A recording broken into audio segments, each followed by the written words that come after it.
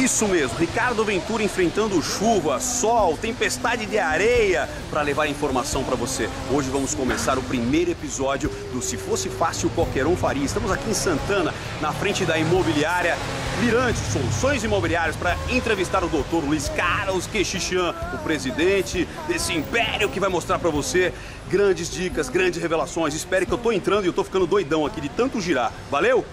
Agora eu tô confortavelmente aqui, bem recebido, parei de tomar chuva. Vocês viram que eu tava tomando chuva para falar com você. Olha o que Ricardo Ventura tá enfrentando. Pode ser chuva, frio, poeira, mas a gente vai mostrar a verdade nua e crua. Por quê? Porque esse é o nome desse programa. Se fosse fácil, qualquer um faria. E eu tô com um exemplo disso aqui do meu lado, o meu amigo Dr. Luiz Carlos Quechichian. E eu quero saber dele muitas histórias, eu quero saber dele, vamos tirar algumas coisas, destilar o que realmente nos interessa, para mostrar que, se fosse fácil, qualquer um faria. Luiz, tudo bem? Tudo bem, Ricardo. Prazer receber você na Mirante. Bacana. Prazer você receber aqui com a gente. Que bom, bacana mesmo. Esse homem é um gentleman.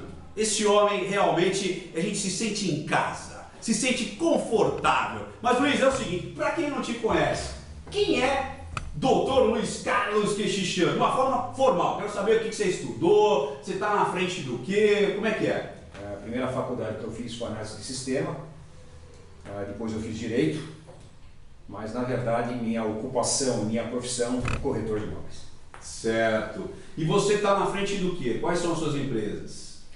Hoje o carro-chefe é a Mirante, uma empresa com 28 anos de tradição na Zona Norte, 4 agências montadas, estabelecidas, e 2 parcerias, uma em Miami e uma em Orlando. Bacana! Você faz parte de alguma ONG? Você faz parte de alguma sindicato? Faço. Eu sou conselheiro estadual pelo Cresce de São Paulo há 12 anos. Sou conselheiro federal pelo COFES em Brasília há 12 anos.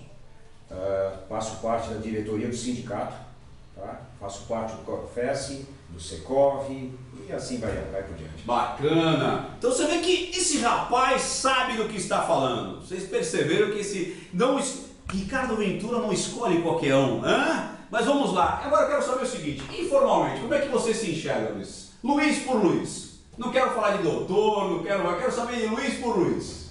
Um cara de 53 anos, bem casado. E não parece, hein? Hã? E bem casado. Então você que estava pensando em paquerar o Luiz Carlos Quechichian, tire o seu cavalinho da chuva. Vamos lá. Bem casado, com 3 filhos já encaminhados, que adora mexer com vendas e adora o ser humano. Mexer com vendas é muito bom, né? É gostoso demais. Eu falo que a gente se vende o dia inteiro.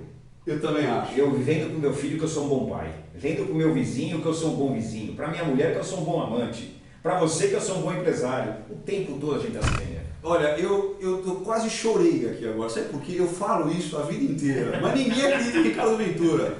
Então acredite nessa pessoa aqui que é uma pessoa de sucesso. Você viu o que ele falou? Você do outro lado é um vendedor. Não importa se você vende alguma coisa, cara. Você se vende para sua esposa, você se vende para o seu filho. Olha o que ele falou aqui. Você se vende até para os seus amigos. A venda, a comunicação é a mesma coisa. Venda e comunicação são as mesmas coisas. Mas Luiz, me diga o seguinte. Mas é importante falar para teus seguidores, teus telespectadores, para você se vender, você precisa se acreditar. Você não consegue vender nada que você não acredite. Sim. Então o primeiro passo, confie no que você está vendendo. Boa! Ou seja, eu acho que eu tenho que primeiro até me entender, né, Luiz? Porque para você se vender, como você disse, então eu acredito que você tem que se entender, você tem que começar a olhar para você e descobrir o que você tem de bom até. Eu falo sempre para os meus corretores, Ricardo. Você compraria um imóvel de você? Boa! Você compraria seu próprio carro? Boa! São perguntas, se você falar não, quem vai comprar? Olha, outra dica que ele acabou de dar aqui, é o seguinte, se você tem uma loja, você tem uma borracharia, você tem uma padaria, você vende os seus quitutes, não importa, você compraria de você? A sua esposa compraria de você? Você deixaria a sua filha comprar de você se você fosse um vendedor? Então essa é a primeira lição de hoje, hein? Você compraria, você utilizaria do serviço que você mesmo, e não é pensar, mas eu que vê, não, vê o layout, vê a estrutura, vê a carona do negócio, você sentiria bem se você estivesse lá no seu estabelecimento? A higiene, a apresentação, boa. Tudo nos detalhes. Na verdade a nossa concorrência é muito grande o tempo todo, tá? Então o que acontece? Você tem que fazer melhor, não importa no que área, não importa no que seja, você tem que ser o melhor. Todo dia, né? Toda hora. Toda hora, né? Isso aí não para. É o tal do Kaizen, ou seja, melhorias constantes. Isso, olha, isso nós estamos falando do empresário de sucesso, que já está quase 30 anos, né, com a imobiliária. De Mirante são 28, são de corretagem 35. Olha, de corretagem 35. E o que o cara, 35 anos e o cara tá falando o quê? Tá falando para você se melhorar cada dia. Ele tem 35 anos de experiência, tá falando assim, precisa melhorar todos os dias. Sabe por quê, Ricardo? Porque o mercado muda. Porque o cliente muda. Porque coisa que antigamente funcionava, hoje não funciona mais. Vou te contar um case. Um caso mesmo. Quando eu comecei na corretagem, as nossas fichas de imóvel eram mimeógrafo. Nossa. Eu falo hoje mimeógrafo com o corretor, ele não sabe nem o que é mimeógrafo. Mimeógrafo é um negócio que é o seguinte, eu passei pelo mimeógrafo. Mimeógrafo era um negócio, bicho. Você botava álcool lá dentro, aí você tinha uma folha matriz, aí você girava assim, aí você ia uma cópia, tirando a álcool. Eu lembro que a gente fazia a prova, a gente cheirava aqui para ficar doido. Olha que loucura, no tempo de mimeógrafo. Hoje nem ficha tem mais, hoje é tudo digital. É verdade. Hoje o cliente chega na imobiliária, ele conhece mais imóvel que o corretor. É verdade. Então o que acontece? Ou você se adapta, ou você morre. Você tá não tem outro jeito. É aquele tal negócio, né, Luiz? Se a gente fizer já a excelência, você já está fora, né? Porque a excelência é hoje, amanhã a excelência já está ultrapassada. Me conta um pouco, nós estamos falando aqui da Mirante, 35 anos de corretagem, 28 anos de Mirante. Assim, me fala da grandeza da Mirante hoje, onde ela está, sem churumelas, sem ser humilde. Eu quero saber o seguinte, me fala aí, qual é a posição hoje dos seus negócios? Ricardo, a maior grandeza que eu tenho, meu maior patrimônio é minha equipe.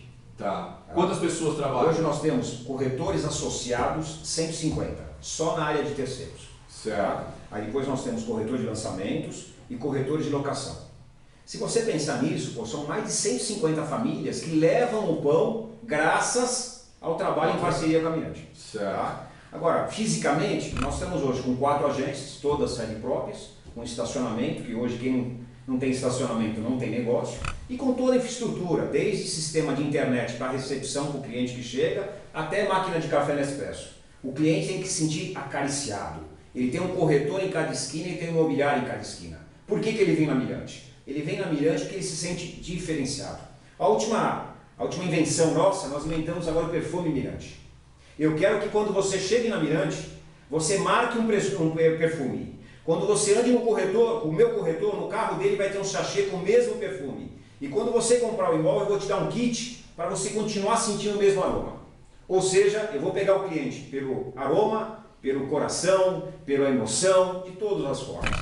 Cara, isso que ele acabou de fazer foi uma aula de PNL. Chama sistemas representacionais. Você tem que envolver o seu consumidor de várias formas, porque você não sabe qual que é o maior atrativo para ele. Então pode ser o carinho, pode ser o serviço, pode ser essa coisa subjetiva do cheiro. Olha que bacana, você olhando para o seu negócio, você está com esse carinho? Tipo, a sua pasta é uma pasta bacana, se você vai visitar, é uma pasta que está já precisando ali, né, você trocar, seu carro está limpo para receber. Eu acho engraçado que a pessoa fala assim, você não repara na bagunça. Como assim não repara na bagunça? Você mesmo já está falando que está bagunçado? É aquele vendedor que não tem cartão de visita, não tem uma caneta, não tem um bloco de pedido. Você me desculpa, não estava preparado. Desculpa, se falar que não estava preparado, não devia ter saído da cama. Exatamente. Me pegou despreparado. E é engraçado, outra coisa que eu escuto muito, às vezes, as pessoas, pô Luiz, você toma todo esse cuidado porque no teu produto tem muito valor agregado. Eu discordo, vou te falar por quê. Muito brasileiro nunca vai comprar um imóvel uma vez na vida. Muitos compram uma vez e poucos compram mais de uma. Então eu atendi aquele cliente, não tinha que se me preocupar com ele. Eu acho que tem que se preocupar tanto pequenininho, porque esse pequenininho você tem que vender várias vezes, como aquele cara que vende grande. Porque o grande poder, quer seja em redes sociais, na era da internet ou tudo mais, a pessoa procura confiança. Boa. O melhor cliente é o cliente indicado. Tá? Ótimo. Ninguém entra hoje no jornal e compra alguma coisa de alguém se não indicar para alguém. Eu quero fazer cortina com alguém que já fez cortina com alguém. Eu quero fazer armário com alguém que já fez com alguém. Eu prefiro consertar meu carro com alguém que já consertou com alguém. Na verdade, o que a gente procura é confiança. Tem muita gente, mas o que a gente quer, na verdade, é confiar em alguém. É verdade. E isso daí que é o tal do relacionamento, ou seja, você confia mais quando um amigo seu está te indicando do que de repente você receber um spam, receber uma notícia, abrir o jornal. Então, o que o Luiz está dizendo? Olha que interessante, mesmo a venda sendo praticamente às vezes uma só, esse cara tem amigo, ele vai ter uma filha, ele vai ter um vizinho, ele vai indicar. Ou seja, você vai criar um vendedor. Quando você atende, poucas pessoas percebem isso, Luiz, que você percebeu. Quando você atende bem um cliente, você transformou ele em vendedor, cara. O seu vendedor, porque é ele que vai te vender. Então, mesmo que você venda um produto que é uma única vez, você tem que atender bem. Por quê? Porque você vai criar, aquela pessoa vai virar um vendedor. Agora, Luiz, é o seguinte, estamos falando aqui de vários diferenciais, várias sacadas de mestre, o perfuminho e tal, mas eu quero saber o seguinte, eu quero saber aonde nessa sua trajetória você acabou, antes disso, como é que você começou na corretagem? Me fala aí, rapidamente, como é que o cara mexia com o computador ali, programação e tal, e detalhe, quexichão, armênio normalmente mexe com calçado, né? Não sei se você sabe, mas os grandes calçadistas do Brasil são armênios, descendência de armênio. Como é que você veio parar na coisa? O cara, não dá para ser rápido. Vamos lá. Eu queria ser médico. Eita! Tá? Meu sonho de consumo é ser médico. Tá? Eu sou de uma origem humilde e você sabe, você tem mais ou menos a minha idade. Na nossa época, quem não soubesse da datilografia Tava fora. E filho que não tivesse faculdade não tinha jeito. Não preciso te falar. Entrar numa faculdade de medicina gratuita é quase impossível. Eu não conseguia entrar. Na época eu fazia o Politécnico, aquele cursinho em frente à rota ali. Certo. E fiz Politécnico, era um cursinho gratuito. E abriu na FATEC curso vestibular para análise de sistema. Certo. Eu já tinha tomado pau em todas as faculdades de medicina que você pudesse imaginar. Fui fazer o cursinho da FATEC. Bom, me inscrevi. No dia do vestibular, olhei para trás, só tinha oriental. Imagina, análise de sistema em 1977. Só tinha japa. Só tinha oriental. Pra você imaginar, se cheguei a namorar com oriental. Aí. Só tinha japonês na minha sala. Resumindo, na hora do vestibular, o vestibular passou uma chinela e tirou todos os japoneses. A redação, tá? Descrevam clips para uma pessoa que nunca viu um clips e não pode desenhar. Eita. Na redação eu levei. Bacana. Entrei e comecei a fazer análise de sistema. Só uma partezinha, olha que interessante. Muitas vezes as pessoas desistem porque ela enxerga um cenário e fala, pronto, já não é para mim. Análise de sistema, década de 70, só tinha japonês, só tinha oriental, que é os nerds, aí, as pessoas que estudam pra caramba. Se ele se pega essa crença, ele já nem iria, porque de cálculo os caras com certeza matariam a pau. Cálculo os caras matam a pau. Mas tinha redação. Ou seja, se ele não se permite colocar-se à prova, literalmente, ele já ia estar fora. Muitas vezes você não consegue as coisas porque você tem uma crença dizendo, eu não vou, o cara é melhor do que eu. Mas de repente aquele cara é melhor que você, em alguma coisa você é melhor que ele. Permita-se esse enfrentamento. Vamos lá, Luiz. Acredite no seu taco. É. Durante a faculdade de análise de sistema, o pessoal começou a fazer estágio na Prodesp, Taboão da Serra. Certo. Eu morava na Zona Norte, da Zona Norte até Taboão da Serra era uma viagem. E aí acontece, você trabalhava lá 6 horas e você tinha aí 30 horas de descanso. Nesse inteirinho, encontrei um amigo que falou, pô, vem ser corretor de imóveis. Corretor de imóveis? Vem ser corretor de imóveis. Aí tá bom, comecei na farra, gostei da brincadeira. No primeiro ano, me lembro até hoje na imobiliária que eu trabalhava, no primeiro ano fizeram uma campanha de vendas, me lembro como se fosse hoje, davam uma televisão branca e preto como prêmio no final do ano. Certo. Ganhei a televisão. Ganhou a televisão. Tá? No segundo ano, gostei da brincadeira e ganhei outro prêmio. Daí para frente montei minha primeira imobiliária, que não foi a Mirante, com sócios. Nunca mais saí do ramo. Por que você fez direito? Porque, na verdade, tinha tudo a ver com ser dono de imobiliária. Como quando eu montei imobiliária, a análise de sistema não servia para nada, literalmente. Certo. Foi aí que eu fiz minha segunda faculdade, que foi advogado. Bacana. Olha que legal. Então, quer dizer, o Luiz, eu não tinha nada que fazer, tô ali, 30 horas, vamos vender imóvel? Vamos lá. E e no fim acabou gostando, se apaixonando pelo ramo. Literalmente. Literalmente. Luiz, é o seguinte, eu quero saber, todo mundo mostra o glamour, né? Como eu disse lá, o cheirinho e tal, quem faz isso, tem Nespresso pro pessoal. Eu quero saber, desses 35 anos, aonde que você errou, aonde que você tomou chinelada, aonde você se arrependeu, aonde você falou assim, putz, que porcaria que eu fiz. Eu tenho, como você falou, sou armênio por lado de pai e espanhol pelo lado de mãe. E eu tenho no sangue um DNA muito empreendedor. Certo. Se você me trouxer uma boa ideia e eu sentir, na verdade, que essa ideia faz matemática, traz empregos e dá para ganhar dinheiro, lá está o Luiz. Bacana. Dos 18 aos 53, com certeza eu montei N empreendimentos. E tomei algumas chinelas, talvez por incapacidade, talvez por ansiedade, talvez por despreparo, talvez por uma série de fatores, mas tomei chinelas. E quando eu falo chinela, não é que ninguém me prejudicou. O negócio não foi para frente. N exemplos, tive empresa de segurança, tive empresa de rastreamento de veículos, tive vendedor de consórcio, tive fábrica de perfume, tive e-commerce na internet, tive N coisas. Tá? Entendi. Com certeza tomei. Mas por que você tomou chinela, Luiz? Eu diria que eu tomei chinela porque, na verdade, eu fui para um ramo, eu fui para um campo que eu não tinha conhecimento.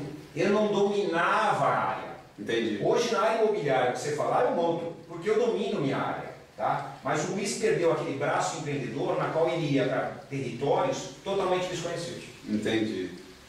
Olha que interessante isso. Primeiro, que perdeu dinheiro, né? Com certeza. Tem dinheiro. Tem dinheiro. Você está fazendo uma coisa, você não pode fazer outra. O que acontece? Nós estamos ali agora, viu, Luiz? O que acontece? Olha que impressionante. Primeira coisa, faça o que você gosta. Segundo, conheça o que você vai fazer. Tudo bem que você pode aprender no meio do caminho, mas você viu o que aconteceu aqui? Tivemos outro ensinamento fantástico. Você que em casa está falando, pô, eu comecei um negócio, não deu certo, fui para outro, não deu certo. Ele acabou de falar, foi vários que ele fez e não deu certo. E não é por isso que ele desistiu. E um aprendizado que eu percebi do Luiz foi o seguinte, aonde eu conhecia, eu dominei. Então, conheça o seu mercado a fundo, conheça sempre o seu mercado, vá para cima, vai estudar, vai ler periódicos que falam do seu negócio, vai participar de reuniões, vai participar ativamente do seu negócio, porque isso só tem a crescer. E não tenha medo de empreender. Um cara de sucesso aqui do nosso lado falando que eu errei, eu fiz coisas erradas, eu tomei atitudes que não eram para ter tomado, por falta de preparo, alguma coisa assim. Então é normal. Vamos parar com esse negócio de achar que tudo é, sabe, é fácil. Não é fácil não. Se fosse fácil, qualquer um faria. Por isso que eu falo, é simples, mas não é fácil. Então, se você errou uma vez, duas, três, não importa. Não importa, erros acontecem. Agora, Luiz, estamos chegando ao fim. Então um bate-papo tão legal, né? Eu quero saber, primeira coisa. Olha aí, você viu? Até São Pedro falou pra gente, ó, tá chegando ao fim, os céus estão dizendo. Uma coisa bacana que a gente quer saber, se você pudesse voltar a 35 anos, quando seu amigo te chamou para fazer a corretagem, para ser um corretor, o que você não faria? Que você percebeu que se você não tivesse feito aquilo, o seu sucesso ia ser mais rápido? Primeiro, me unir com as pessoas certas. Acho que isso é fundamental. Tá? Todo mundo que às vezes vê ou conhece uma pessoa que está a fim de mudar de ramo, de sair de emprego, que tem um capital, ou que está cheio de pessoas te vendendo a receita do bolo. Tá? Entendi. Então, primeira coisa. Tem receita do bolo? Não tem receita do bolo. Eu diria que, na verdade, tem algumas fórmulas. Tá? Primeiro, foco. Segundo, comprometimento. Trabalho, muito trabalho. E se tiver que perder tempo, perca tempo na prancheta. O que é perder tempo na prancheta? É, na verdade, planejamento. Tá? Não seja ansioso de sair para a rua. Sabe? Perca tempo com planejamento. Seja pessimista até. Porque, na verdade, todo mundo vende só o lado bom. seja pessimista, deixe uma reserva, e se isso não der certo, tenha plano A, B, C, tem 26 letras no alfabeto. Usa todas. Porque é o que acontece, nós estamos falando da sua vida. Muitas vezes nós estamos falando daquele pouquinho capital que você guardou. Nós estamos falando, na verdade, de um monte de coisa que família envolvida, sabe, entusiasmo. Então, toma cuidado, toma cuidado. É bom ser empreendedor? É. Não é bom ser aventureiro. Tem diferença? Muita, muito. Então, o que eu faria hoje? Não me uniria com pessoas que eu não tivesse totalmente confiança. Número 1. Número 2, na verdade, não ficaria refém de ninguém. O que é ser refém? Você montar alguma coisa que a outra pessoa domina 99% do negócio. Qualquer briga no meio do caminho, ele pega a bola e sai.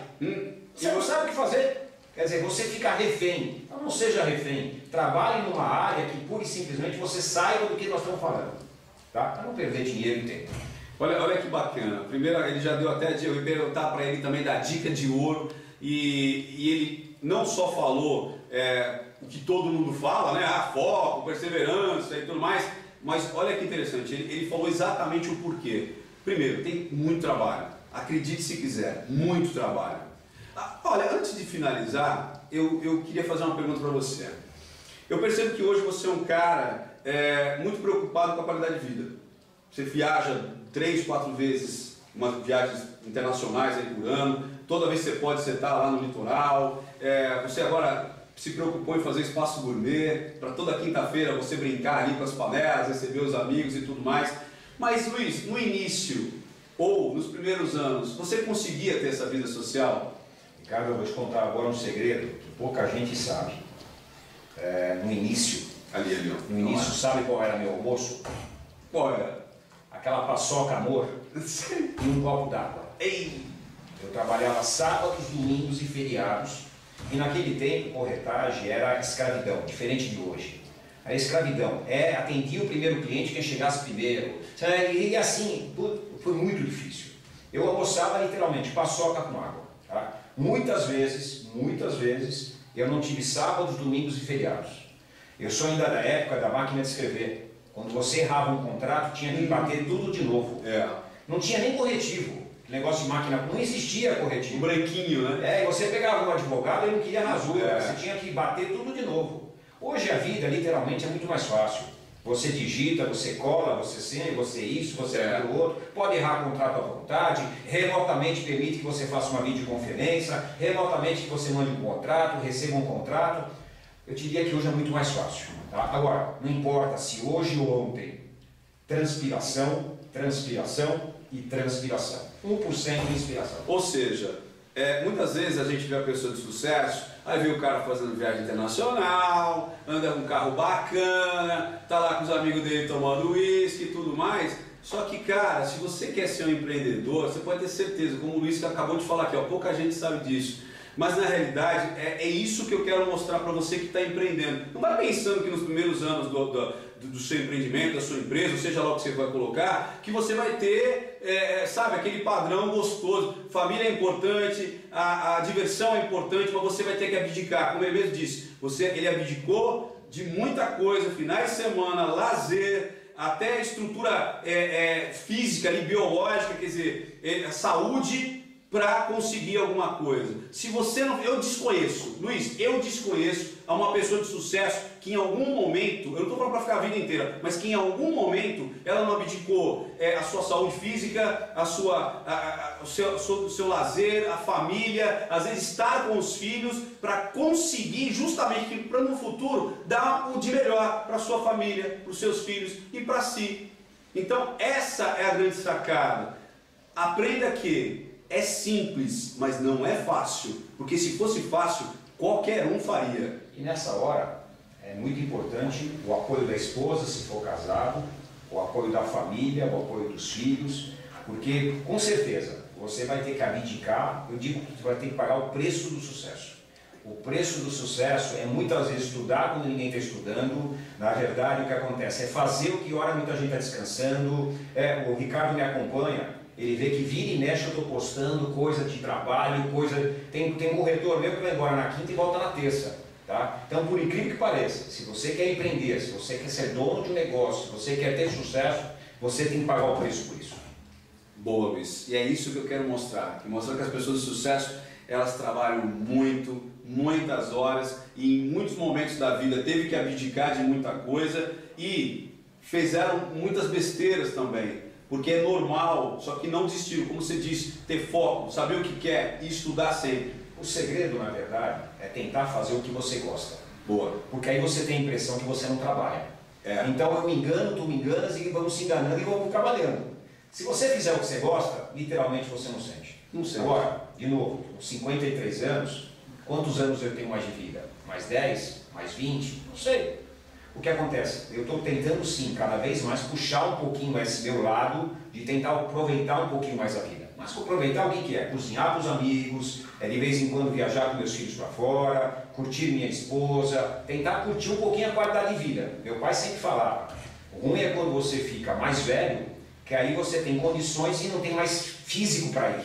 Eu ainda estou numa posição que eu ainda tenho físico para fazer a viagem e tenho condição financeira. Tem muita gente que deixa muito lá para frente e aí não tem condição mais de curtir a vida. Boa. Ó, fechou legal agora. Por quê?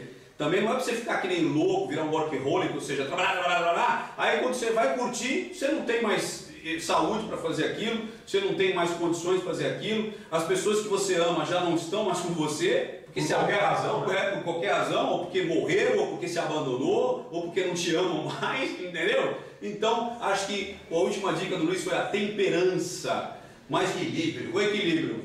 Mas Luiz, mesmo assim, eu acho que o equilíbrio, ele também é só para quem merece. Ou seja, primeiro você tem que ralar, amigão. No pain, no gain. Para você ganhar, você tem que sofrer, amigão, não tem jeito. O que é sofrer? Ah, sofrer, não, como ele disse, ele gostava do que ele fazia, tinha prazer em trabalhar, mas às vezes, como ele falou, às vezes ele viu um amigo dele indo para a praia tomar cerveja e ele estava lá fazendo o lançamento do negócio. Às vezes ele via amigo dele indo para a balada, ele estava indo para a faculdade de Direito. Você está entendendo como é que é? No pain, no gain. Luiz, nosso tempo já se esgotou, é uma pena, ficaria conversando aqui o dia inteiro. Muito gostoso. Muito obrigado. Obrigado a vocês. Obrigado mesmo. Esse foi o número 1 aqui do Se Fosse Fácil, Qualquer Um Faria. Valeu, até mais!